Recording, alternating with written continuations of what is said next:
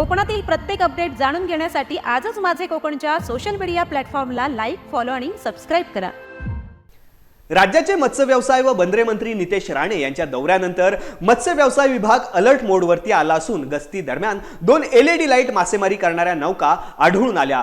त्यांच्यावरती कारवाई करण्यात आलेली आहे। देशाला मत्स्य उत्पादनात अग्रणी नेताना त्यात महाराष्ट्राचा वाटा मोठा असावा यासाठी बेकायदेशीर मासेमारी बंद करून मत्स्य उत्पादन वाढवण्यासाठी राज्याचे मत्स्य व्यवसाय व बंदरे मंत्री नितेश राणे यांनी सोमवारच्या त्यांच्या पहिल्या रत्नागिरी दौऱ्यात त्यांच्या स्टाईलने संबंधित अधिकाऱ्यांना आदेश दिले होते। LED मासेमारीवरती तात्काळ कारवाई करण्याचे निर्देश देखील दिले होते। मंत्री नितेश राणे यांच्या दौऱ्याचा इफेक्ट रत्नागिरीच्या मासेमारीवरती तात्काळ दिसून आला। मंत्र्यांचा दौरा संपतो तोच मत्स्य व्यवसाय विभाग कामाला लागले आणि सोमवारच्या रात्री 2 LED बोटींवरती कारवाई करण्यात आली। या नौकांवरती कारवाई करत दोन्ही नौकांवरील LED लाईट व जनरेटर नौकांसहित जप्त करण्यात आले आहेत।